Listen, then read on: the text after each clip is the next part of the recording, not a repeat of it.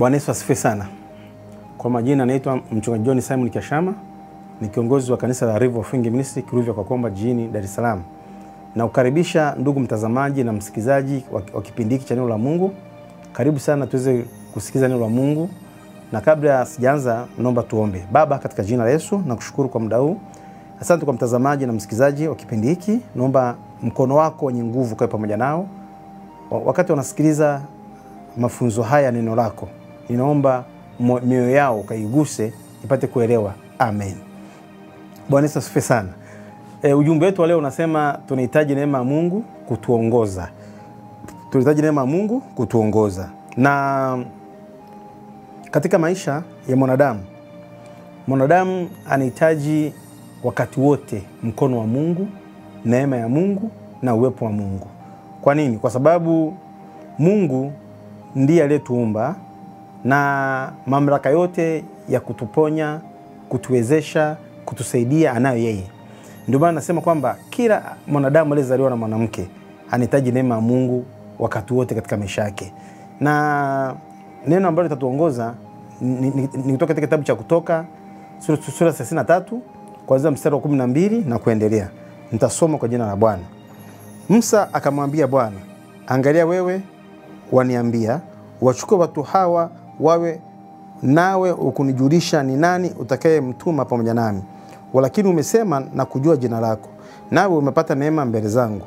Basi sasa nakuomba, ikiwa nimepata neema mbele zako, unionyeshe njia zako nipate kukujua, ili nipate neema mbele zako. Ukakumbuke ya kuwa taifa hilo ndilo watu wako. Akasema, uso wangu utakwenda pamoja nawe, nami nitakupa raha. Naye akamwambia, uso wako usipokwenda pamoja nami, usituchukue kutoka hapa. Kwa maana itajulikanaje kuwa nimepata neema mbele zako, mimi na watu wako? Sio kwa sababu unakwenda pamoja nasi, hata mimi na watu wako tutengwe na watu wote walio juu ya uso wa nchi. Bwana akamwambia Musa, nitafanya na neno hilo ulilolinena, kwa maana umepata neema mbele zangu, nami nakujua jina lako. Bwana Yesu asifiwe sana. Kabla sijaendelea, kwanza tutafakari. Mtu akikwambia neema ya Mungu juu yako, huwa anakuambia neno lenye mamlaka gani? Au anakuambia neno, yani unakuwa unaelewaje ile neno?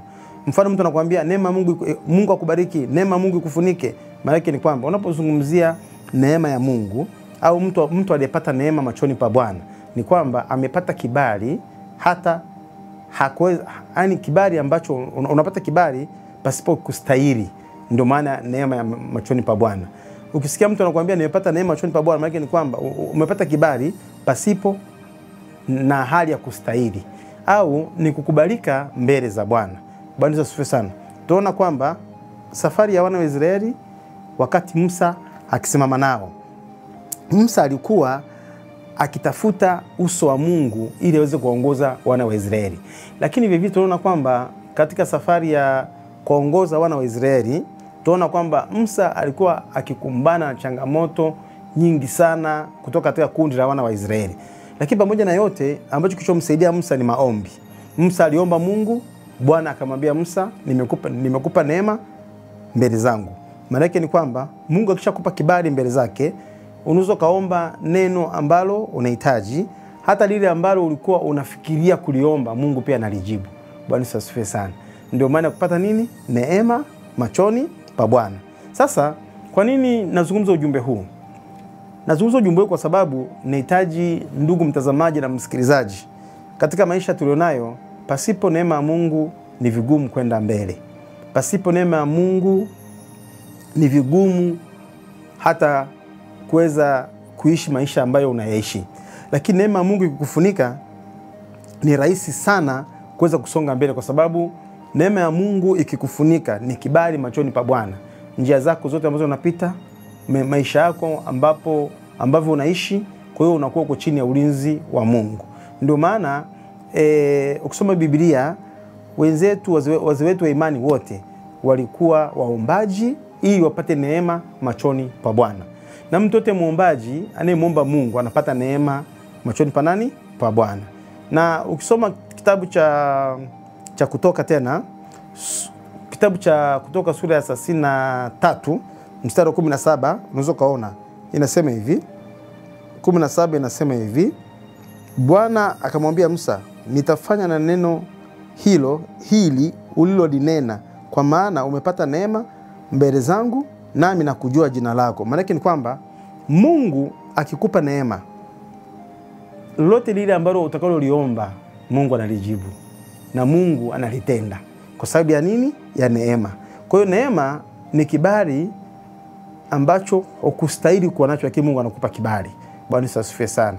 Ndio maana wakati mwingine unaweza kuwatazama watu ukasema huyu naye anaongea nini, lakini huyu anayeongea ana kibali, ana neema machoni pa Bwana. Maana yake ni kwamba Mungu amempa neema ambayo hakustahili kuwa nayo. Bwana Yesu asifiwe sana. Sasa tufunge kitabu cha Efeso. Ukifunga kitabu cha Efeso utapata picha halisi na ninachokizungumza. Na katika kitabu cha Efeso, waraka wa Paulo kwa Efeso, sura ya 3 mstari wa 4 mpaka wangapi? Wa 4 mpaka mstari 14 mpaka 19. Efeso sura ya 3 mstari wa 4 mpaka 19. Tunaona kwamba tunamwona mtume Paulo akifanya sala, akifanya maombi kwa ajili ya watu wapate neema machoni pa Bwana. Naomba tusome. Inasema hivi: kwa hiyo nampigia Baba magoti, ambaye kwa jina lake ubaba wote wa mbinguni na wa duniani unaitwa, awajalieni kwa kadri ya utajiri wa utukufu wake kufanywa imara kwa nguvu kwa kazi ya Roho wake katika utu wa ndani. Kristo akae mioyoni mwetu kwa imani, mkiwa na shina la msingi katika upendo, ili mpate kufahamu pamoja na watakatifu wote jinsi ulivyo upana na urefu na kimo na kina. Naomba nirudie tena mstari wa 18. Ili mpate kufahamu pamoja na watakatifu wote jinsi ulivyo upana, urefu na kimo na kina, na kuujua upendo wake Kristo upitao ufahamu, kwa jinsi ulivyo mwingi, mpate kutimilika kwa utimilifu wote wa Mungu. Bwana Yesu asifiwe sana. Mtume Paulo anasema kwamba kwa hiyo nampigia magoti Baba, ambaye kwa jina lake ubaba wote wa mbinguni na duniani unaitwa, aweze kuwajalia kwa kadri ya utajiri wa utukufu wake. Bwana Yesu asifiwe. Unaona kwamba kama nilivyosema kwamba ukiwa na tabia ya kumwomba Mungu mara kwa mara, basi wewe tayari upo kwenye njia ya kupata neema machoni pa Bwana. Kwa sababu Paulo mtume alichokuwa anakifanya hapa, alikuwa anasisitiza kwamba anampigia Mungu magoti, lakini anempigia magoti anafahamu mamlaka yake. Mungu ana nguvu, Mungu ana mamlaka yote ya mwisho. Kadri ambavyo unaomba na unapiga magoti, Mungu anakupa neema. Mungu akishakupa neema, hata yale ambayo ulikuwa umeyaomba siku nyingi, Mungu anayajibu. Ndio maana nasisitiza kwamba katika maisha yetu tunahitaji neema ya Mungu iweze kutuongoza, ili tupate wepesi wa kupata majibu ya maombi yetu na kusonga mbele katika maisha tulionayo. Vile vile pia ukisoma kitabu cha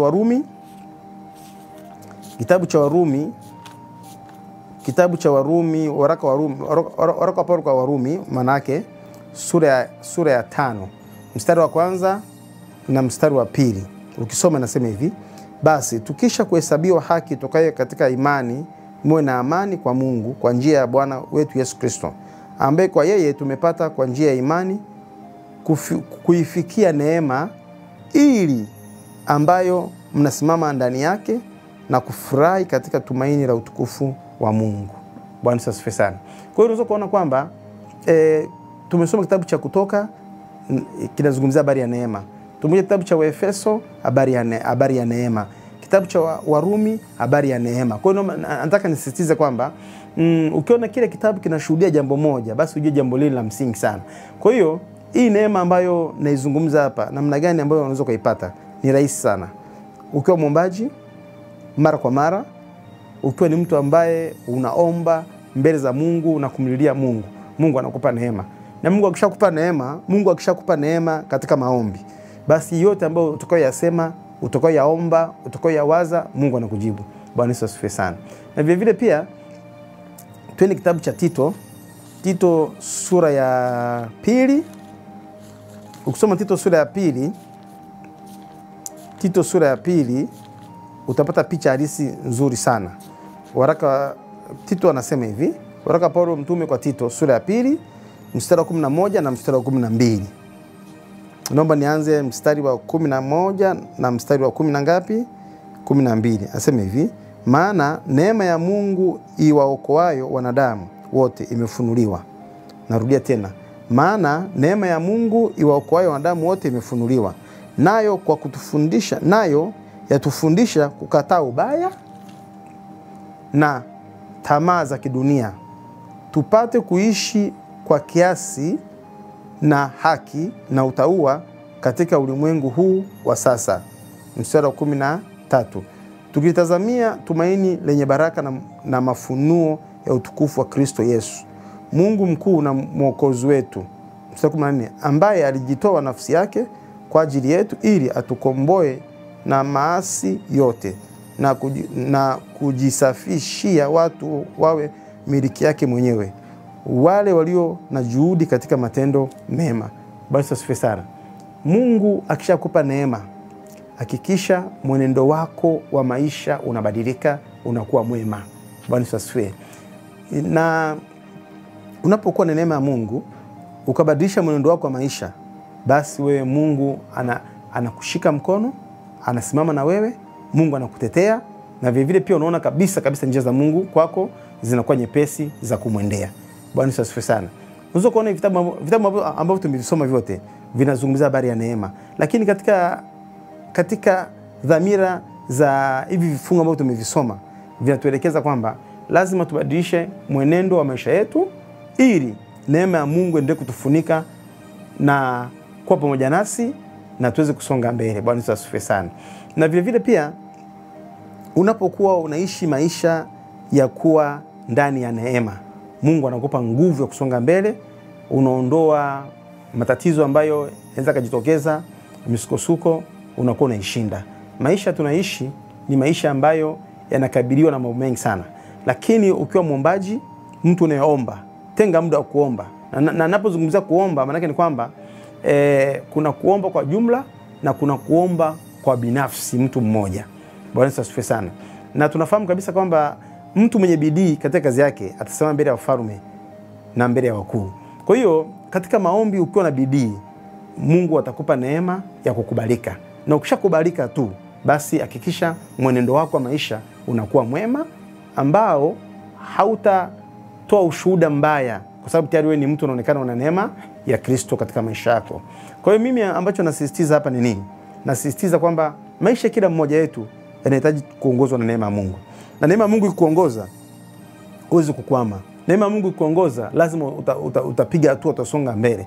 Neema ya Mungu ikikuongoza, kila kitu kitakuwa kizuri. Na neema ya Mungu ikikuongoza, unaweza kufika sehemu ukaona kabisa kwamba hila za shetani unazishinda, kwa sababu tayari kuna kitu ambacho kinakuongoza katika maisha yako. Bwana Yesu asifiwe sana. Jambo la msingi na jambo la kuzingatia ni kwamba unapokuwa unaomba ukapata neema machoni pa Bwana, mwenendo wa maisha yako ubadilike.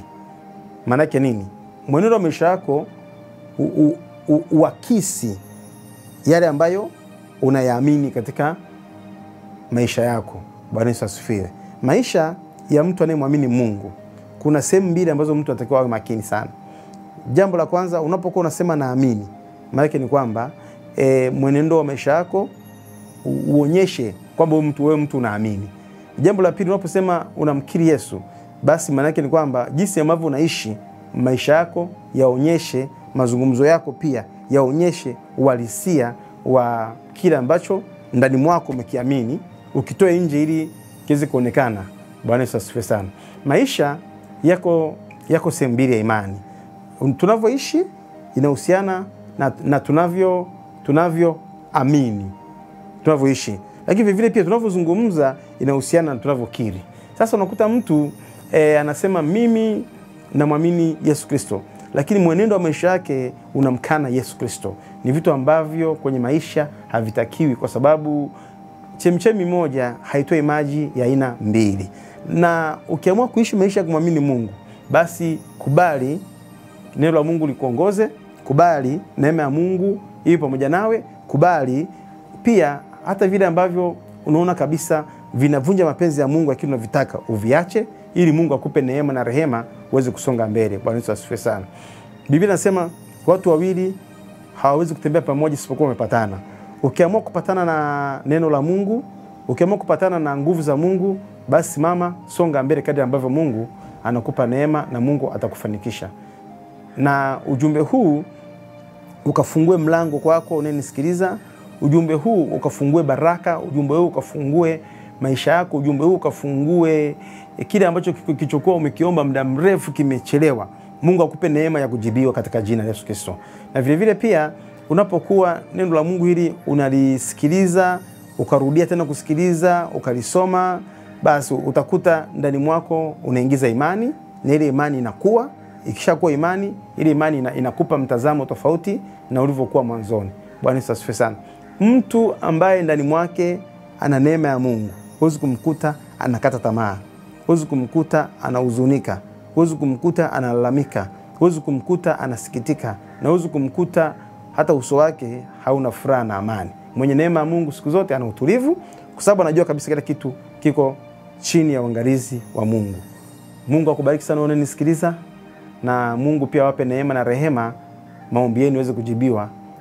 Naomba niombe kwa ajili yako ili Mungu akupe kibali. Baba, katika jina la Yesu, mbariki mtazamaji na msikizaji wa kipindi hiki, apate neema machoni pako ya kujibiwa maombi yake. Amina, amina, amen.